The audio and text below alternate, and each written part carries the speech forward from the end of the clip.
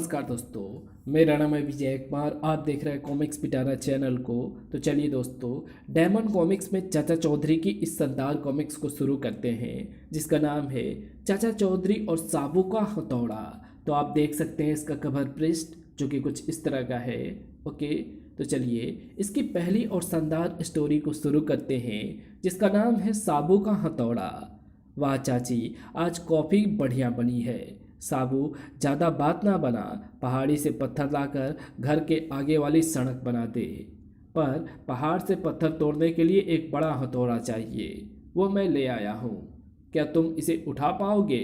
चाची, यूँ कहो कि इस हथौड़े को सिर्फ मैं ही उठा पाऊँगा। शहर के बाहर पहाड़ है, वहाँ पत्थर तोड़कर इकट्ठे कर देना, ट्रक में लाद लाएंगे। इस इमारत पर झंडा फहराने के लिए ये पाइप लगाना है, पर ये थम ही नहीं रहा है। अरे साबू, इस पाइप को हथौड़े से ठोक दे, ये थम जाएगा। नेताजी, इसे ठोकने के बजाय रस्सियों से बांधे तो अच्छा रहेगा। अरे रस्सियाँ कहाँ ढूंढता फिरूं साबू, इसे ठोक दो तो ये पाइप आंधी तूफान में भी हिलेगा भी नहीं।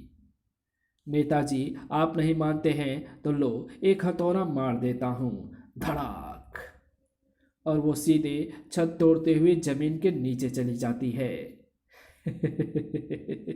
आओ आगे बढ़ें।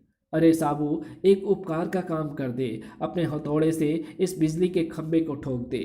अरे ये तो इलेक्ट्रिसिटी बोर्ड के इंजीनियर साहब हैं। इंजीनियर साहब, पहले झंडा लगाने के लिए छत पर एक पाइप को ठोका था, जो छत से आर पार होकर नीचे कमरे में चला गया था। कहीं यहाँ भी फायदे की जगह नुकसान ना हो जाए।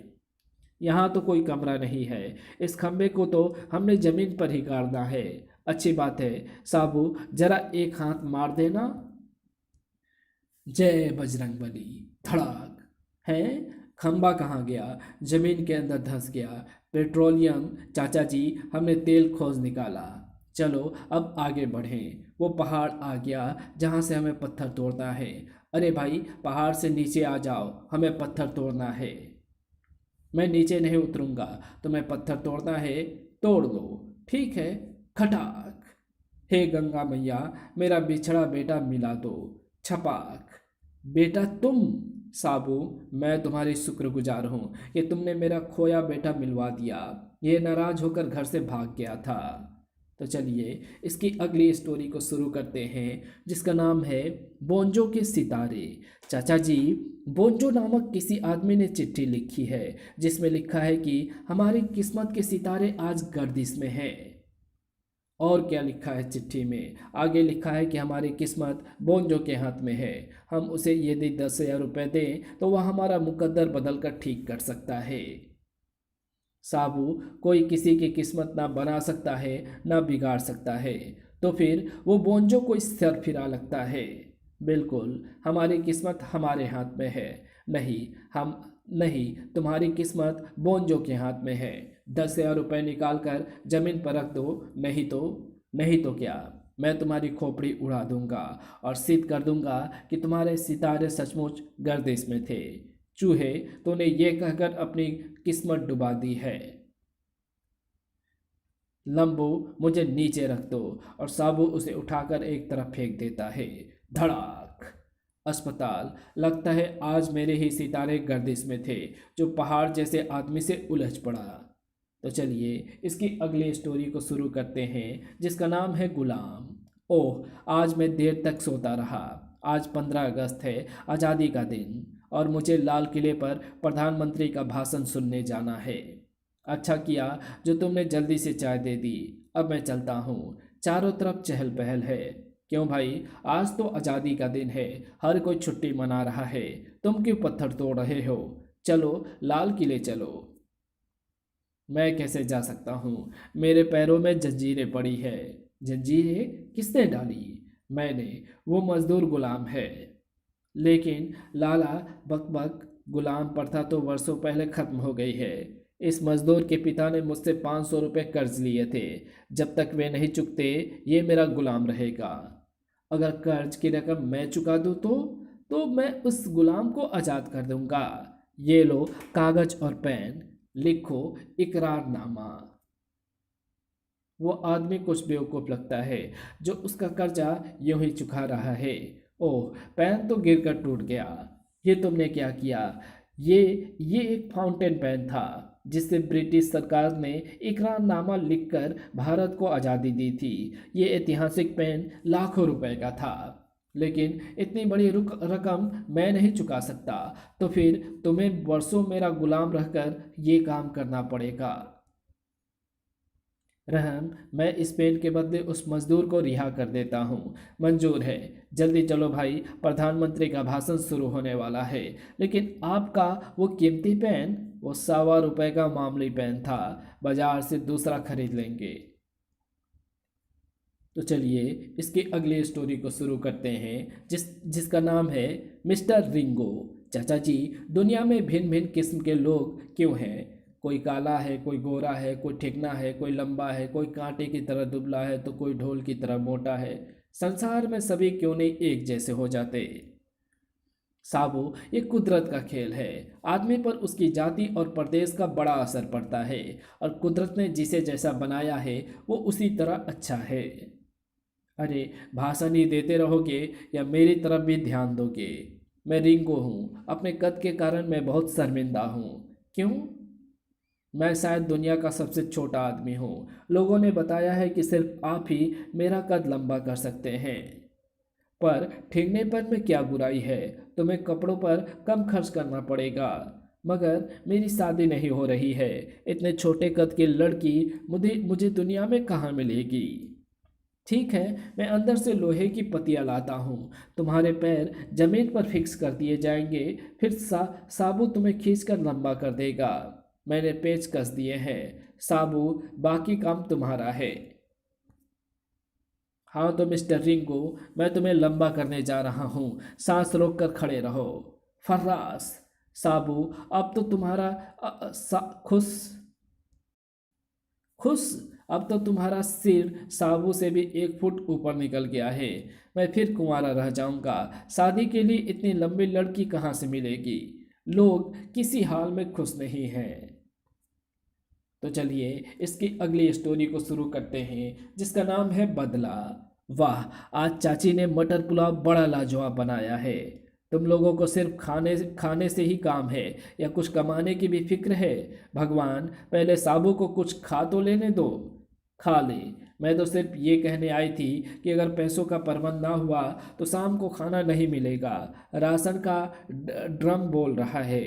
शाम से पहले ही हम कुछ ना कुछ इंतजाम जरूर कर लेंगे। चाचा जी, मैं जाता हूँ, देखता हूँ कुछ काम मिल जाए। सबरू, तुम्हारे चौखट का फोटो खींच लूँ? नहीं, कल साबू ने एक मुक्का मारा, मैं झील में जा गिरा था। जब तक मैं उसका बदला ना ले लूँ मुझे चैन नहीं। देखो, वो आ रहा है। तुम उसका फोटो खींचो, पीछे से मैं उसके सिर पर लठ दे मारूंगा। हिसाब बराबर हो जाएगा। साबू, एक चाय के विज्ञापन के लिए एक मॉडलिंग करोगे? पैसे मिलेंगे? अगर पैसे मिलेंगे तो मैं तैयार हूँ। हाँ, ऐसे ही मुस्कुराते रहो। कड़क। ओह, लठ टूट गया तो क्या हुआ? वो लोहे का बॉक्स दे मारता हूँ। साबू, एक शॉट और। हाँ, ये ठीक है। धड़ाक। वाह, ये बॉक्स तो करेंसी नोटों से भरा था। लो चाचा जी, इन नोटों से 15 दिन का राशन आ जाएगा। तो चलिए इसकी और शानदार स्टोरी को शुरू करते हैं, जिसका नाम है कवि और चाचा चौधरी। साबू, वो मेरा आम का पेड़ है। तुम कितनी देर में उस पेड़ के सारे आम मुझे दे सकते हो? 1 मिनट में। लीजिए। ओह, तुमने मेरा पेड़ जड़ से उखाड़ दिया। मैंने सोचा एक एक आम तोड़ने से घंटों लग जाएंगे। इस तरह सारे आम एक साथ आपके पास आ जाएंगे। चले जाओ। क्या जमाना आ गया है, भला करो बुराई मिलती है। ओह, बारिश शुरू हो गई। जब तक बारिश नहीं रुक सकती ये आश्रय ठीक है। वाह, बाहर बारिश ने क्या समा बांधा है। चाचा चौधरी, मैंने बरसात पर एक कविता लिखी है, अंदर आकर सुनाऊं? अगर तुम इस खिड़की से अंदर आ सकते हो तो आ जाओ। चाचा चौधरी भी लोगों को चक्कर में डालता रहता है। जब दरवाजा है तो फिर चोरों की तरह खिड़की से कूदकर अंदर क्यों घुसे? उफ, इसीलिए मैंने तुम्हें खिड़की के रास्ते अंदर आने को कहा था। मेरे दरवाजे के आगे खुला मेन होल है। तो चलिए इसकी अगली स्टोरी को शुरू करते हैं, जिसका नाम है छुपे रुस्तम। आओ साबू, ये पैसा बैंक में जमा करा आए। क्या ये अपना है? नहीं, ये पैसा एक चैरिटी ट्रस्ट का है और उसी के अकाउंट में जमा करना है। डाकू डग्गू धमाके, ये किस कबूतर को पकड़ लाया? ये जनाब छुपे रुस्तम है। जेब काट कर 9 2 11 हो जाते हैं और किसी ऐसी जगह छुपते हैं जहां कोई ना ढूंढ सके। एक बार गलती से मैंने मिनिस्टर की पॉकेट मार दी। फिर क्या था, शहर कोतवाली की सारी पुलिस मुझे ढूंढने में लग गई थी, मगर मैं उन्हें ना मिला। तो तुम कहाँ छुपे थे? शहर की कोतवाली में। जब सारी पुलिस मेरी तलाश में सारे शहर में फैली पड़ी थी, तो वही एक जगह ऐसी थी जहां पुलिस नहीं थी। शाबाश, सचमुच तुम्हारे दिमाग की दाद देनी पड़ेगी। मुझे मुझे खबर मिली है कि मैं चाचा चौधरी मुझे खबर मिली है कि चाचा चौधरी ढेर सारा रुपया बैग में रखकर बैंक को जा रहा है। मुझे वो बैग चाहिए। ये तो मेरे बाएं हाथ का कमाल है। ओह, बैग मैं अभी लाता हूँ उस चूहे को पकड़कर।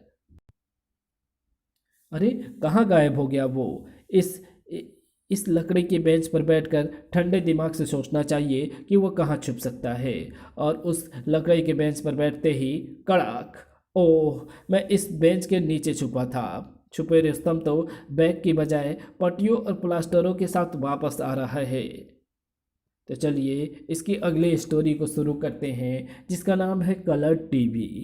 वाह, खूब। ढक्कन और मक्खन, दो चोर। ढक्कन, इस घर में टीवी है, जहाँ हो वहीं बैठे रहो। ढक्कन, जाओ टीवी उठा लो। अरे भाई, इस टीवी का तुम क्या करोगे? क्यों? क्या हमें मनोरंजन का साधन नहीं चाहिए? क्या चोर समाज का हिस्सा नहीं होते? ये टीवी हम अपने छिपने के अड्डे पर लगाएंगे। तो फिर अगर लेना ही है तो इस ब्लैक एंड वाइट का क्या करोगे? क्यों नहीं कोई कलर टीवी ले लेते? वो कहाँ से मिलेगा? दरवाजे के बाहर एक इम्पोर्टेंट कलर टीवी रखा है। कहो मक्खन, क्या मर्जी है। अगर कोई सेठ हथियाना है तो क्यों ना कलर टीवी हथियाया जाए। और फिर वो रखा भी दरवाजे के बाहर है। आओ। वाह, सचमुच ये कलर टीवी हमारे चोर अड्डे पर ही ठीक रहेगा। ढक्कन, इसे उठा कर ले चलो। पहलवान, एक तरफ हो जाओ, मेरा मनचाहा प्रोग्राम आ रहा है। क्यों ना इस लंबू की पहले बोलती बंद की जाए। जितनी गोलियां इस रिवॉल्वर में है, सारी इस लंबू के पेट में उड़ेल दो। मच्छरों को भगाने के लिए हाथ उठाना पड़ता है। ढक्कन, हम कहाँ हैं? शहर के टीवी टावर पर। तो चलिए इसकी अगली स्टोरी को शुरू करते हैं, जिसका नाम है स्मगलिंग। इंस्पेक्टर डम डम, चाचा चौधरी का घर किधर है? इंस्पेक्टर साहब, सीधे चले जाइए, तीर की तरह आप चाचा चौधरी के घर पहुंच जाएंगे। लगता है इंस्पेक्टर चक्कर में है। पुलिस तो दूसरों को चक्कर में डाल देती है। लोग चाचा चौधरी के घर का पता तभी पूछते हैं जब वे मुसीबत में होते हैं।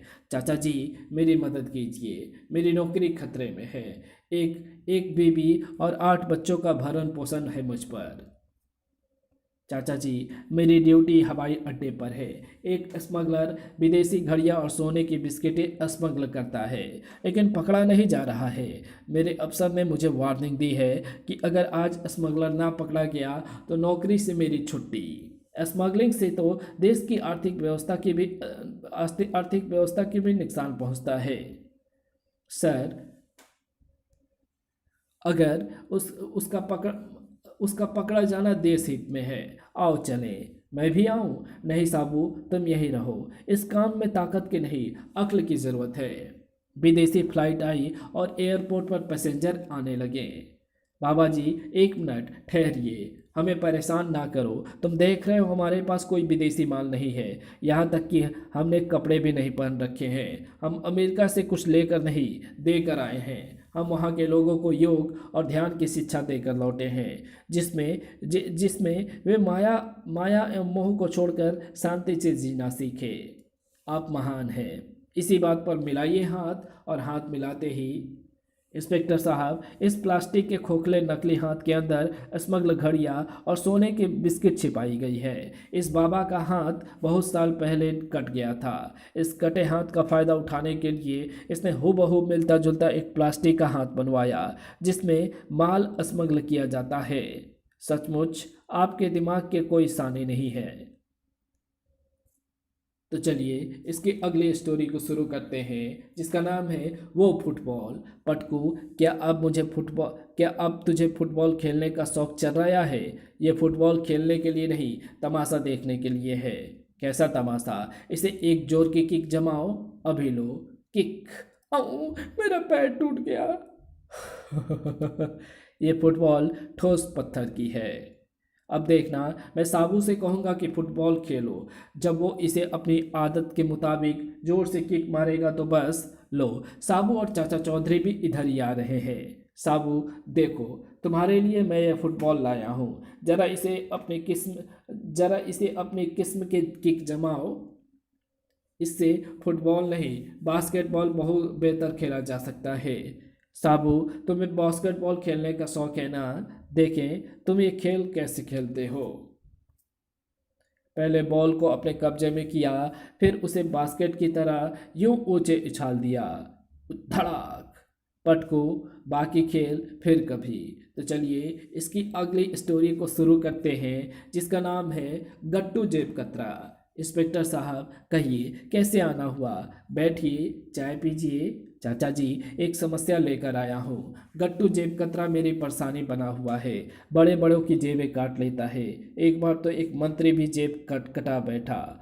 तो भाई उसको पकड़ लो। कैसे? वो जेब काट कर आनन फानन में गायब हो जाता है। पुलिस उसे तब पकड़े जब पता हो कि वो है कहाँ। ठीक है, अपना कान इधर दो। मैं समझ गया। ऐसा ही होगा। गट्टू जेब कतरा, उस्ताद, ये जो आ रहा है ना, चाचा चौधरी है। पता चला है कि इसने पुलिस से मिलकर तुम्हें पकड़ने का प्लान बनाया है। ये मुझे क्या पकड़ेगा? मैं अभी इसी का जेब काट देता हूँ। टक्कर, माफ कीजिए, धक्का लग गया। देखा, मैंने उसी का बटुआ पार कर दिया है। इसे जेब में ही रखो और पुलिस के आने से पहले ही उड़ चलो। हम शहर से बाहर ऐसी जगह जाएंगे जहां पुलिस को पता ना चले। Police headquarter. शहर का इलेक्ट्रॉनिक्स नक्शा बता रहा है कि गट्टू उत्तरी माल रोड पर जा रहा है। उत्तरी माल रोड की तरफ चलो जल्दी। पुलिस, इसे कैसे पता चला कि हम यहाँ हैं? गट्टू, वो बटुआ जो तूने चाचा चौधरी की जेब से पार किया है, निकालो। मेरे बटुए में एक छोटा सा ट्रांसमीटर था। इससे तुम जिधर जाते थे दुनिया इसलिए इससे तुम जिधर जाते थे पुलिस कंट्रोल में रखे इलेक्ट्रॉनिक्स नक्शे में अंकित हो जाता था। तो चलिए इसकी अगली स्टोरी शुरू करते हैं जिसका नाम है साबू का चौका। चाचा जी, आओ क्रिकेट खेलें। साबू, क्रिकेट तो खेलेंगे लेकिन यहाँ नहीं, शहर से बाहर। शहर में क्यों नहीं? तुम्हारी बॉल से जो खिड़कियाँ के शीशे टूटेंगे उनका हर्जाना मुझे भरना पड़ेगा। क्रिकेट के लिए ये जगह उपयुक्त है। कोई कोई मकान है ही नहीं, इसलिए कोई चीज़ टूटने का सवाल ही नहीं उठता। सटाक। साबू, तुम्हारे साथ खेलने में एक मुसीबत है। लंबी दौड़ लगानी पड़ेगी। थोड़ी दूर पर। लाला, तुम्हारी रिहाई के लिए फिरौती का रुपया लाने के लिए मैंने जो वक्त दिया था वो खत्म हो गया है। रुपया नहीं आया, मैं तुम्हें मारने जा रहा हूँ। तभी धड़ाक। अरे, ये तो बदनाम डाकू घड़को है जो मशहूर उद्योगपति नौगन को उठा ले गया था। धन्यवाद नेताजी, लाला जी, धन्यवाद। क्रिकेट की गेंद का करिए। लाला जी, धन्यवाद। क्रिकेट का गेंद का करिए जिसने डाकू घड़कों की खोपड़ी तोड़ कर रख दी। मैं 5 लाख रुपए का दान देता हूँ ताकि इस पैसे से भारत में विश्व कप क्रिकेट मैच खेला जाए। तो चलिए इसकी अगली स्टोरी को शुरू करते हैं जिसका नाम है बरसात में। चाचा जी, आओ, सिनेमा का टाइम हो गया है। अच्छी फिल्म लगी है, मैं भी तुम्हारे साथ चलता हूँ। साबू, तुम्हारे बैठने के लिए सिनेमा हॉल में कोई सीट नहीं है। चाचा जी, मैं बाहर से फोटो देखकर ही बाहर आ जाऊँगा। अरे भाई, मौसम खराब है, कभी भी वर्षा हो सकती है। ये छतरी ले जाओ। अरे भाग्यवान, छतरी को हम कहाँ उठाए फिरेंगे, इसे अपने पास ही रखो। चलो जल्दी चलो, हम इंडियन न्यूज रिव्यू को छोड़ना नहीं चाहते। लो चाचा जी, बारिश शुरू हो गई है, छतरी हम लाए नहीं, अब क्या करें। फिक्र मत करो साबू, जरा अपना हाथ नीचे करना। अभी लो चाचा जी, देखो, अब हाँ, अब बारिश से हम बच जाएंगे। वाह, अरे चाचा जी, देखो साबू का सिर कहाँ गायब हो गया। बारिश अधिक हो गई है, अब हमें साबू के करीब नहीं रहना चाहिए। वाह, देखो कुदरत के नज़ारे, ऊपर सूरज की सुनहरी धूप और नीचे मूसलाधार बारिश। उसका सिर बादलों के ऊपर से निकल गया है। अरे चाचा जी, आप तो यूं ही परेशान हो रहे हैं, साबू हमें बारिश से बचाता रहेगा। चलो भाई साहबू, हमें बचाते हुए जरा सिनेमा हॉल तक ले चलो। अच्छी बात है, आप मेरे हाथ के नीचे चलो। वाह, मज़ा आ गया। तभी कीचड़ में साबू का पैर फिसलता है। आ, दीपू बचो। बाप रे, हम साबू के नीचे दब गए। मैंने तुम्हें कहा था ना कि अब साबू के करीब खड़ा होना मुनासिब नहीं है। अरे भाई साबू, उठो। ओह मेरा कंधा, हाय मेरी कमर। सिनेमा को मारो गोली। चलो अब जल्दी चाची से चूना लगवाएं। तो चलिए इसकी अगली स्टोरी को शुरू करते हैं, जिसका नाम है डाकू गोबर सिंह। जिसका नाम है डाकू बब्बर सिंह। डाकू बब्बर सिंह अपने गिरोह के साथ जा रहा है।